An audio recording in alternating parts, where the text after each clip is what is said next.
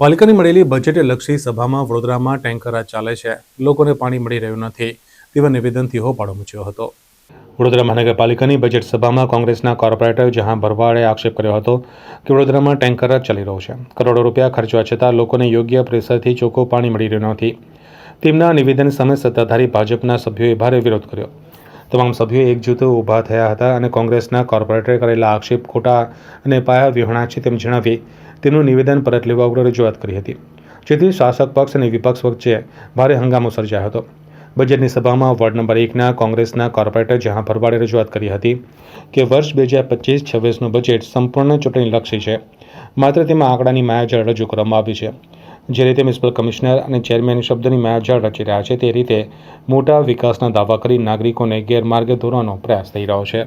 સૌપ્રથમ તો અત્યારે જે 2025-26નું વડોદરા શહેરનું કોર્પોરેશનમાં જે બજેટ રજૂ થયું છે, બજેટ એમાં જે ચર્ચાનું અત્યારે મારો વારો હતો ચર્ચા કરવાનો।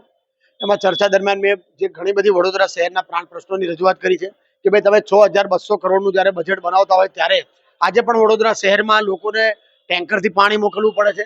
વડોદરા શહેરના મેક્સિમમ એરિયાઓમાં પાણી પીવાનું પૂરતા પ્રેશરથી આવતું નથી, ચોખ્ખું પાણી આવતું નથી। કોંગ્રેસના શાસનમાં માત્ર 180 રૂપિયા વેરો હતો તો પણ 2 ટાઈમ પીવાનું ચોખ્ખું પાણી મળતું હતું। જ્યારથી ભારતીય જનતા પાર્ટીનું શાસન આવ્યું છે ત્યારથી 1200 રૂપિયા વેરો, ચોખ્ખું પાણી પીવાનું મળે નહીં, ગંદુ પાણી આવે, સમયસર પાણી આવતું નથી અને આખા વડોદરામાં અત્યારે પણ ટેન્કર રાજ ચાલી રહ્યું છે। ટેન્કરથી લોકોને પાણી મોકલવું પડે છે।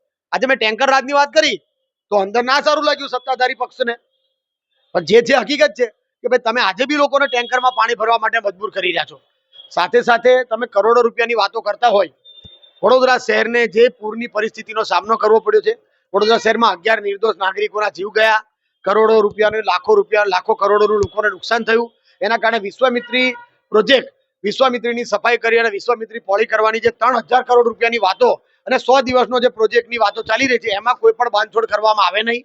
ભવિષ્યમાં પણ વડોદરા શહેરને પૂરની આફતમાંથી બચાવવું હોય તો આ પ્રોજેક્ટને તાત્કાલિક પૂરો કરે, કોઈ પણ માલેતુજારોના બાંધકામ હોય એ તોડવામાં આવે। સાથે સાથે પશુપાલકોની વાત, તો પશુપાલકો વડોદરા શહેરમાં વર્ષોથી રહે છે। જ્યારે વડોદરા શહેર 4 દરવાજા પૂરતું હતું ત્યારના પશુપાલકો વડોદરા શહેરમાં રહે છે। ગાય, ભેંસ, બકરી એમના તમામ પશુપાલકોને સાથે રાખી અને એમના પાલન કરી અને પરિવારનું ગુજરાન ચલાવતા હોય છે।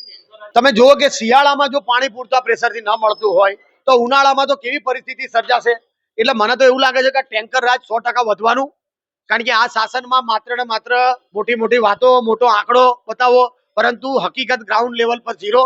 એટલે ભવિષ્યમાં પણ ટેન્કર રાજ વધશે એવું મને લાગી રહ્યું છે। એ ન વધે અને લોકોને હાલાકી ન પડે ને પૂરતા પ્રેશરથી પાણી મળે એની મેં રજૂઆત કરી છે।